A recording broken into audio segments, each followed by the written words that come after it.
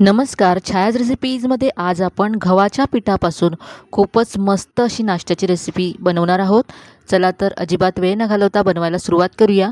इथे मी 1 कप गव्हाचं पीठ घेतलंय। तुम्ही घरातली कुठलीही एक वाटी सेट करून तिने इथे सगळं साहित्य मोजून घेऊ शकता। त्याच कपाने इथे मी पाव कप रवा घेतलाय। जाड किंवा बारीक कोणताही रवा इथे घेतला तरी चालेल। यानंतर यामध्ये अर्धा कप दही घालायचं आहे। तर इथे थोडंसं आंबट दही घ्यायचं म्हणजे चव छान येते रेसिपीला। आता इथे मी त्याच दह्याच्या कपामध्ये 1 कप पाणी घेतलं आहे। यातलं थोडं थोडं घालत हे मिक्स करत जायचं आहे।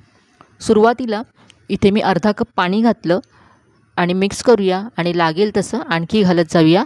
तर हे पीठ आपल्याला घट्ट हवं आहे, त्यामुळे एकत्र सगळं पाणी इथे घालू नका, थोडं थोडं घालत जात हे मिक्स करत जायचं आहे। तर इथे मी आणखी थोडंसं पाणी घातलं। एकत्र मला हे पीठ तयार करण्यासाठी किती पाणी लागलं ते मी तुम्हाला शेवटी सांगते। यामधल्या सगळ्या गुठळ्या ज्या आहेत त्या आपल्याला अशा काढून घ्यायच्या आहेत।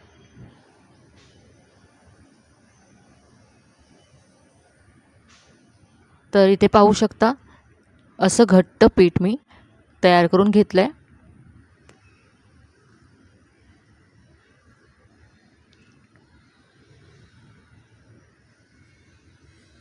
इतपत घट्ट हवंय पीठ आणि यासाठी जे मी 1 कप पाणी घेतलेलं त्यातलं साधारण 2 मोठे चमचे इतकं पाणी शिल्लक राहिले। आता यामध्ये आपण पुढचं साहित्य घालूया। तर इथे मी बारीक चिरलेला कांदा घेतलाय। एक छोट्या आकाराचा कांदा बारीक चिरून घेतला। यानंतर बारीक चिरलेली शिमला मिरची घातली, किसलेलं गाजर घातलं यामध्ये। यानंतर इथे मी बारीक चिरलेला कढीपत्ता घातलाय, बारीक किसून घेतलेलं आलं घालायचं आहे। यानंतर बारीक चिरलेली हिरवी मिरची घातली। आता यामध्ये अर्धा चमचा जिरं घालायचं आहे। यानंतर चवीप्रमाणे मीठ घालायचं आहे। यामध्ये मी 1 छोटा चमचा मीठ घातलं। हे सगळं आता मिक्स करून घ्यायचं आहे।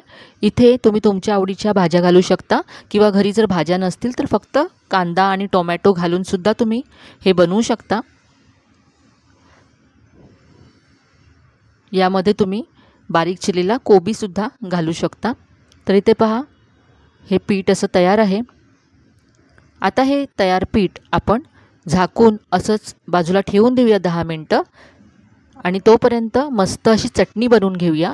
तर चटणीसाठी इथे मी अर्धी वाटी ओलं खोबरं घेतलं आहे मिक्सरच्या भांड्यामध्ये। यामध्ये 1 मोठा चमचा भाजलेली चण्याची डाळ घालायची आहे। यानंतर इथे मी 2 हिरव्या मिरच्या घातल्यात, थोडंसं आलं घालायचं आहे।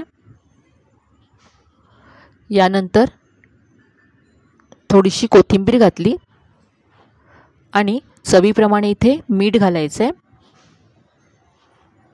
आता गरजेप्रमाणे पाणी घालून ही चटणी वाटून घ्यायची आहे।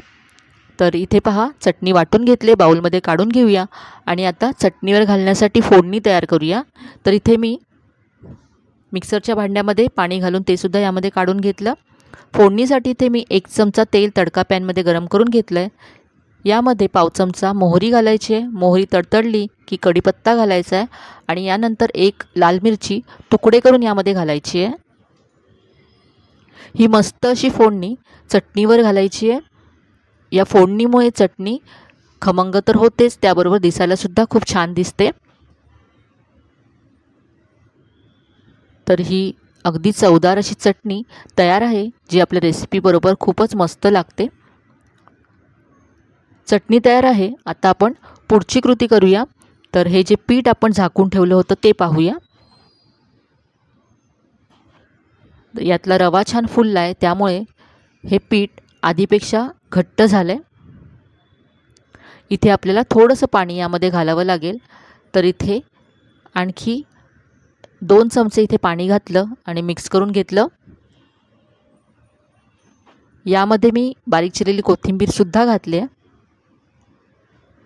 आता इथे अर्धा चमचा इनो फ्रूट सॉल्ट घालायचं आहे। तुम्ही याऐवजी पाव चमचा बेकिंग सोडासुद्धा घालू शकता। इनोवरती थोडंसं पाणी घालायचं आणि मिक्स करून घ्यायचं। इनोमुळे आपली रेसिपी छान हलकी फुलकी आणि जाळीदार होईल। आज आपण इथे अप्पे बनवणार आहोत. तर इथे मी अप्पे बनवण्यासाठी अप्पे पात्र गॅसवरती गरम करत ठेवलं आहे. यामध्ये तेल घालायचं आहे. तर प्रत्येक भांड्यामध्ये 2-2 ड्रॉप तेल घातलं. यामध्ये आता आपलं तयार पीठ घालायचं आहे. खूपच मस्त अशी झटपट होणारी रेसिपी आहे. साहित्यसुद्धा अगदी घरी उपलब्ध असेल असंच यामध्ये आहे. नाश्त्यासाठी अगदी झटपट तुम्ही बनवू शकता. घाईच्या वेळेससुद्धा अगदी 10 मिनिटात होईल अशी रेसिपी आहे. तर इथे पीठ मी प्रत्येक भांड्यामध्ये भरून घेतलं.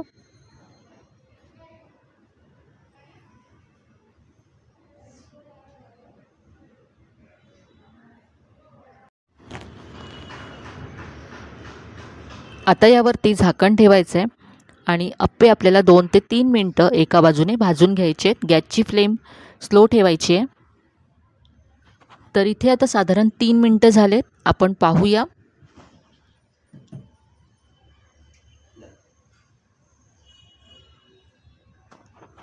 तर इथे अप्पे एका बाजूने छान भाजले गेलेत. उलटून घेऊया. छान ब्राऊन झालेत आणि छान फुगलेत. तर आता उलटून आपण हे दुसऱ्या बाजूने सुद्धा भाजून घेऊया.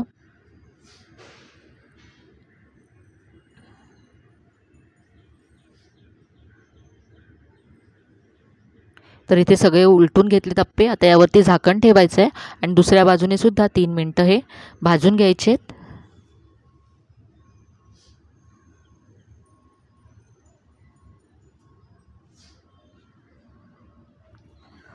तर इथे आता अप्पे दोन्ही बाजूने भाजून झालेत. तर हे मस्त असे गोल गोल फुगलेले अप्पे तयार आहेत. दोन्ही बाजूने छान भाजले गेलेत. काढून घेऊया.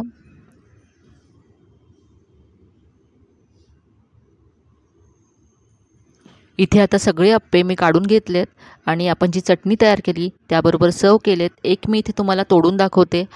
आतपर्यंत मस्त जाळीदार आणि हलके फुलके होतात हे आणि चटणीबरोबर अगदी मस्त लागतात.